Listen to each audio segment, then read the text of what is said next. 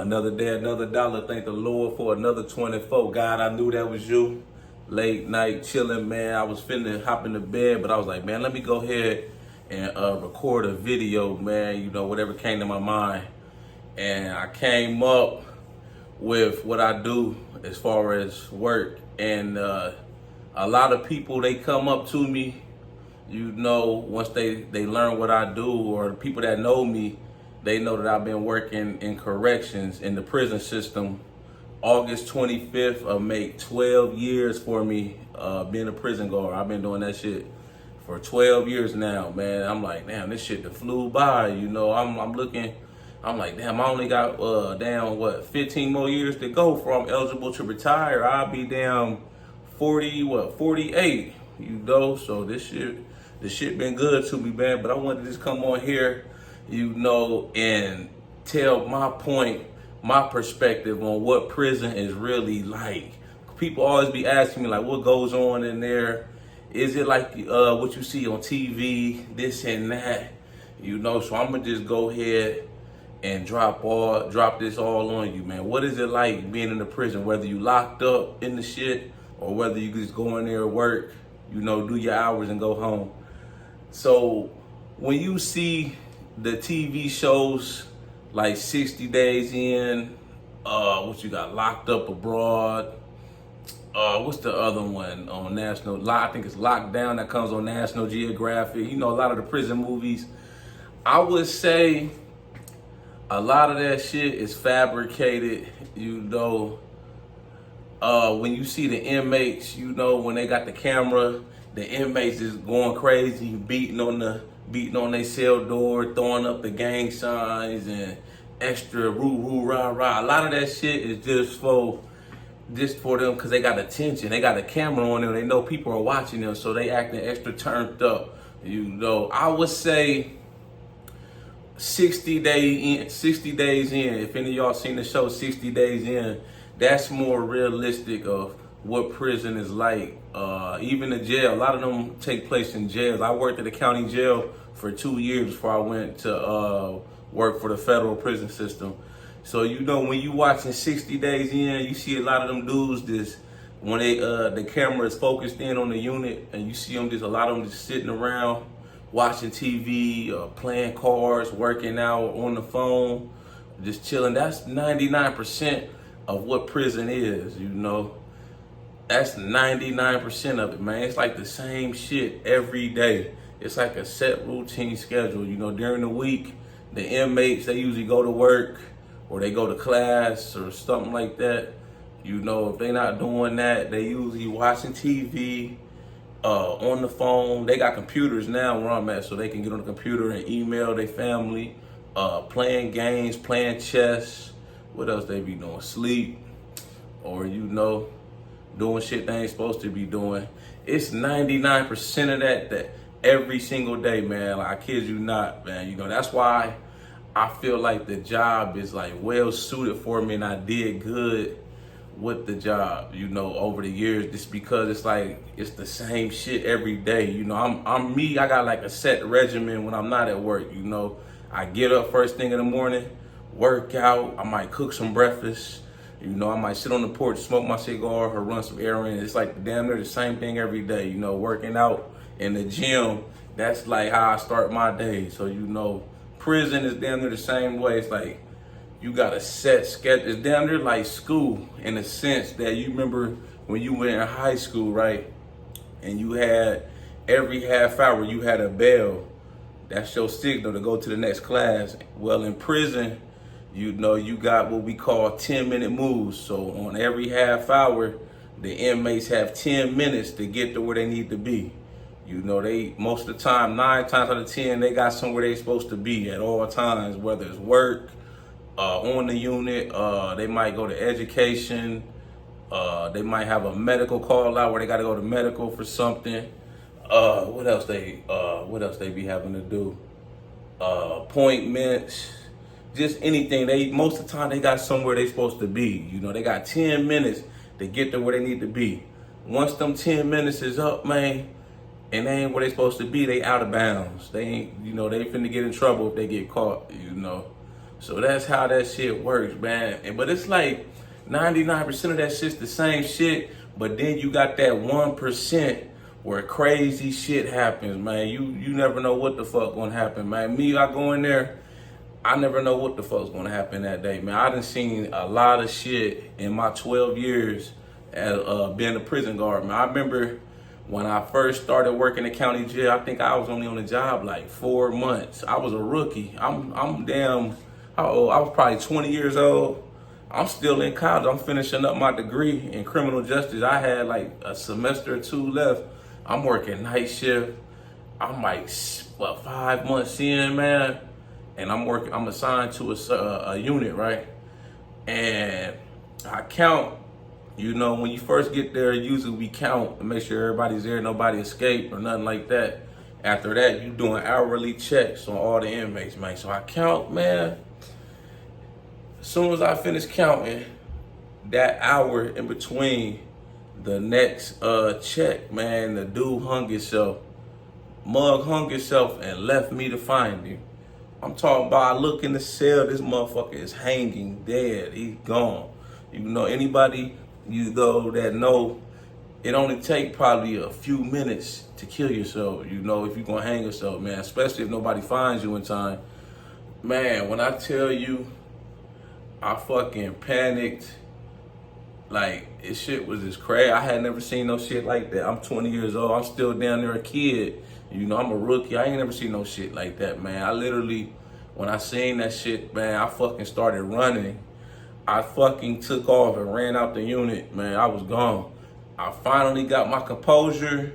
I got on my walkie-talkie and I called for assistance. I was like, yo, we got a medical emergency. We got one hanging, man. That motherfucker was dead. I'm talking about blue. He had been gone, All I was required to do was do an hourly check every hour. So you figure an hour, you could do anything to yourself in an hour. He was gone, man. So some more COs start to arrive. They start doing the CPR, man. You could fucking hear his bones crunching. Like he was fucking dead, man. It was crazy, man. And that shit, man, had me shook up for like a couple of weeks, 2-3 weeks. I was fucking shook in the head. I was questioning myself like, man, I don't know if this is the fucking right career path for me, man. I had never seen nothing like that, man.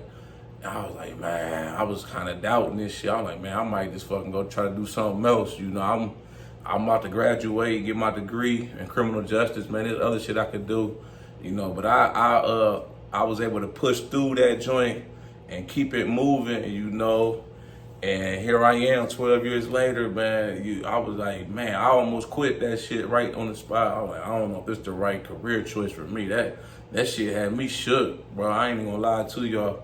But I done seen some crazy shit working in the prison, man. I done seen two Mexicans. It was in the kid. This is when I first got to the federal prison system, man. I was a rookie there. I had 2 years under my belt working in correction, but it's a little different. So I think I was on night shift. We standing at breakfast. Like, it's a lot of COs. We all stand in the dining area. It might be 200-300 inmates at a time in there eating. So we all standing there just chilling. All of a sudden, the walkie-talkie say they got a fight in the back of the kitchen.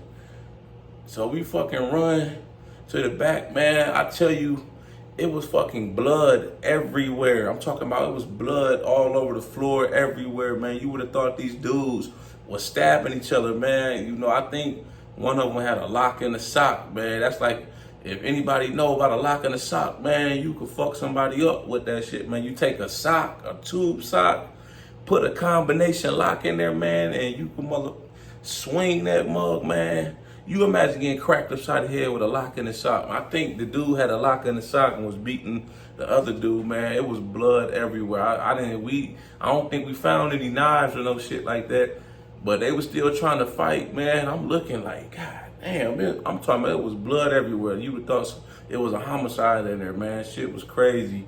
What else I done seen, man? I done seen the prison I'm at now, man. I done seen like mental health inmates. I seen, man, some of them people, inmates are bizarre. They're shot out in the head. Like, I'm talking about all the way out there. I've seen inmates, man, on the mental health lockdown unit. They don't come out but 1 hour. Dude in his cell locked down, butt naked, covered from head to toe and shit. He done took his shit out the toilet and smeared it all on his body, and like he was fucking putting on lotion. Man, and we had to go, this is crazy, right? Because we had to go in there and get him out of this cell and force medicate him because he was refusing to take his medication. So we had to put together like a tactical team. We put on, it's like riot gear. You put on a football helmet. It's like a suit with pads on and shit. I'm like the fourth dude on the team. We go in one line. I'm like the number 4 dude. I'm looking, when we get up there, I didn't know what was going on. I didn't know he had done that. So I'm looking, I'm like, we finally get up to the cell, and I kind of peek and look. I'm like, bro, this motherfucker is covered from head to toe and shit.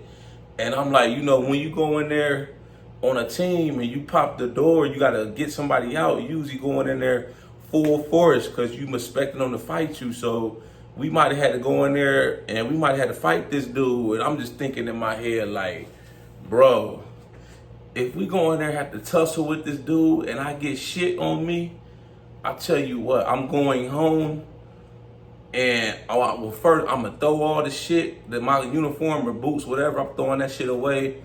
I'm gonna grab an inmate t-shirt or some shit, man, throw that shit on. I'm going home. And I'm not coming back, man. I'm calling in sick the next day, man. Just put me down for sick leave. I need a couple days, man. But that shit was bizarre. He was covered literally from head to toe, butt naked and shit. He took his shit out the toilet, rubbed it all on him like motherfucker, like he was putting on sunscreen. Luckily, we popped the door. He didn't fight. He kind of stood there. So the first 2 dudes grabbed him. I didn't even have to touch the dude, luckily, man. But the first 2 dudes on the team, we grabbed them. They grabbed him. We walked him straight to the shower, man. Threw him in the shower, man. Got that shit off of him, man. But that shit was crazy, bro. I was like, wow. I had never seen no like that. Dude, that was probably like maybe 5-6 years ago, you know. But what else I had to do? I had saved the dude's life before, man. That was probably about 5 or 6 months ago, man. Dude, I'm getting ready to leave, get ready to get relieved. All of a sudden, the inmates come running in my office. They say, yo, it's a dude laid out in the shower. So I'm like, what the fuck going on? I get up. I run over to the shower area, man. The water's still running. Dude is laid out, face down, butt naked, man. And like I said, the water's still running. So I'm like, fuck. I get on my walkie-talkie. I'm like, yo, we got a medical emergency and such unit, whatever unit I was working. So I roll him over. You know, that motherfucker's eyes were open. He was cold to the touch. I'm like, fuck. So I ended up throwing on my gloves and shit. And I started doing the CPR on him. You know, I'm pumping, boom, boom, boom. Then like maybe 20 seconds later, another staff member arrived and they take over the CPR. He pumping him, bro. Then it ain't too much longer, maybe like another minute or so. Medical come in, the nurses, you know, and there's a whole bunch of people, man, on the scene. They bring in the AED, and they had to put the pads on them and shock them, man, and shit, man. I think they eventually called the ambulance, and by the time I was leaving, the ambulance was still in the parking lot of the prison. Like, I think they were still out there working on him, man, but long story short, he ended up living, you know. He ended up living. I think they said he had like 3 heart attacks in the shower. He had a history of heart trouble, right? And he had a pacemaker. I think it went out or some shit. Now, I think when he came back, because I had seen him maybe like a few weeks later when I was working at unit, he came up and thanked me and everything. He's like, yo, you saved my life, man. I wouldn't be here if it weren't for you. I was like, man, shit, I was just doing my job. You know, when a motherfucker go down, you start doing CPR. That's what we trained to do. But I think he said they ended up putting a pacemaker in there, man. He had heart problems and shit. But yeah, I done seen that, man. I done seen, what else I done seen, man? It's all kind of shit, man. That's that 1% where shit like hits the fan. You don't know what the fuck might happen, man. It might be a riot. Fucking somebody get stabbed up, man, get into a bad fight. suicide. We had a couple homicides at the prison I'm at, man, where the cellie beat one cellie beat the other cellie to death in the cell when it was locked down. Man, we had a couple of them. We done had fucking natural disaster, all kind of shit, man. But I'm like, man, this shit, I feel like the good far away outweighs the bad, you know, like I feel like corrections is the perfect job for me because it's like that 99%, most of the time it's chill, you know. I'd rather be on the unit working with the inmates, man, you know, because it's you usually by yourself, 100 inmates, and you kind of just chilling. You know, you got an office, you got a computer, you got a phone you can call out. So shit, most of the time you be in the office just chilling. Majority of the day, you walk around every so often, make sure shit cool, make sure nobody fighting, trying to hurt themselves, nothing like that. And then you go back to the office and just chill. I'll be like, it's almost like I'll be telling people it's like I'm an overpaid babysitter, man. That's all I do, just go in there and babysit and make sure, man, don't nothing happen, man. You know, if anybody ever seen Friday After Next, when Craig and Day were security guards, Craig was like, bro, we just gonna sit back in this little shack, we gonna watch these people shop, and we gonna make this easy money. Cause that's what it is, man. Majority of the time, it's easy money, man. Like the money's good for what we gotta do. I feel like we get paid pretty good, you know, for what we have to do. It's nothing strenuous about the job, man, you know, for the most part. And like I say, it's like 99% of it's the same routine shit every day. You just got that 1%, you know, where shit hit the fan, it go from 0 to 100 like that, man. So, you know, it's easy to go in there and get lackadaisical. You like, oh, this shit cake, man. This some easy money. But you gotta remember, you gotta stay on your toes, you know, and motherfucking always be aware of your surroundings at all times and shit, you know. But looking back on the shit, man, I'm glad I made the decision to go this career path and fucking, you know, I'm just riding it out.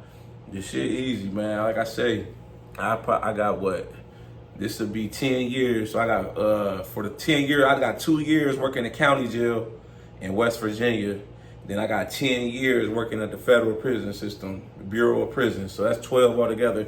So I got 15 left, man. Until I'm eligible to retire. By then, I'll be 48. So shit, I'll be young as hell. I'm planning on as soon as I hit that eligibility, I'm trying to be on out the door, maybe do something fitness related. You know what I'm saying? Cause I'll be young as hell. I ain't trying to keep working there. And, you know, I'm gonna go ahead, push on out, do something I want to do. You know, do the fitness thing. That's what it's all about. I tell the younger people in there, man, you gotta figure out what you want to do on the side. You know, don't just make this is your living, but you should don't give your whole life to them and don't work on you on the side. I'm working on the YouTube shit, the fitness shit too on the side. I'll be at work sometimes, man. When I get time, I'm on the computer. I'm coming up with designs for the t-shirts for my website and shit like that, man. You know. But like I said, the prison, the shit being in there, whether you locked up or work there, that shit, man, it's pretty routine. A lot of the shit you see on TV, some of that shit is fabricated. Some of it be realistic. But I say 60 Days In is the most realistic one I've seen. Lockdown is kind of cool. It just be like, it's like down there like you been in school, but instead of you dealing with students, you dealing with convicts, you know. But yeah, this shit, I like this shit, man. Perfect job for me. You know, anybody looking, considering it, man, I say definitely explore it. Look into it. If you're weighing your options on career choices, definitely look into it, man. Like I said, it's been good to me. The good far outweighs the bad. You know, I feel good mentally, physically. You know, when I go home, I leave the job there. You know, I don't think about the shit or take the shit home with me, man. Like I say, it's just a job at the end of the day. Somebody got to do it, you know. So shit, why not me? It's been good to me. I done got down. The money's great. I done been able to travel around the world, you know. And shit, I'm just gonna keep riding the shit out, man, till the wheels fall off, you know. Y'all like this video, make sure you subscribe to my channel, at The Ghetto Bodybuilder. Follow me on Instagram, TikTok, at The Ghetto Bodybuilder. I got merchandise for sale. Shop with me, man. I just bought me a couple, these some of my new shit I got, man. Check this shit out, man. Look at that shit. It say, did I give you permission to skip the gym? And I got the major pain scene, man, where he yelling at the kid. Yeah, I might wear that shit tomorrow when I go to the gym. Then this right here, this shit fire. High off of pre-workout powder. And I got the little scooper right there, look like some pre-workout powder. High off the pre-workout powder, cause I be in that gym. I turn up off that pre-workout powder. Hey, y'all know me, the people that follow me, man. Y'all know how I do with this shit, man. I take that pre-workout. I'm taking that shit straight to the head, dry scooping like a mug. You know, I've been doing that shit for years. I just what I do, man. You know, you gotta do what works for you. And shit, I do it like that. I'm gonna do me regardless. Born by myself, die by myself to the day I die, man. It's all on me. You know, do you. Do what works for you. Don't be a follower. You know, stay in your lane. Stay out these suckers' way, man. Keep doing what you're doing, man. That's all I'm gonna do. I don't know what they gonna do. I know what the fuck I'm gonna do. You know. But yeah, like I say, man, look into that prison shit, man. You know, I don't want to see you in there, man, unless you going there to work or you doing some kind of tour or an internship. I don't want to see you on the other side of the fence, man, as an inmate or a convict, man. I'd rather see you in there as a co-worker or some shit like that, man, you know. But I just wanted to dispel some myths, man. This shit, man, it's pretty routine, man. A lot of that shit you see on TV is sensationalized. You know, it got its moments, but it's 99% the same shit every day. Every prison in the world, 99% the same shit. It's really structured and routine shit every day. And then you got that 1%, man, where shit just hit the fan. You might know what the fuck might happen, man. It could be anything. But I feel like the prison is fucking safer than being on the street. It's more controlled. You know what, you can kind of down there kind of isolate shit, and you know what to expect. You know, on the street, anything can happen. Even more, it's like the wild, wild west. Motherfucker, you could be in Walmart grocery shopping, and a motherfucker come in there with a goddamn AK-47 and air that motherfucker out. Take about 40, 50 lives with them before they kill themselves. You know, prison, you know, shit, anything can happen, like I say, but shit, they might come at you with a knife. You got a better chance, you know, going up against a homemade shank made out of plastic or some shit than going up against an AK. You know what I'm saying? So some people might say it's dangerous working in the prison. Shit, the world is dangerous. It's dangerous on the street. You know, I could go out tomorrow and just be down going to pick up some damn groceries or pick up a prescription from Walgreens, and the damn crazed gunman come in there and air it out, man, and took everybody out, man, all because I don't know what the hell going through his head. And I'm a part of his manifesto. I done got offed by this dude, man. I ain't even had shit to do with it. You see what I'm saying? But yeah, I hope y'all enjoyed this video, man. I'm gonna tap back in with y'all soon. Y'all know how we coming. Let's get motivated.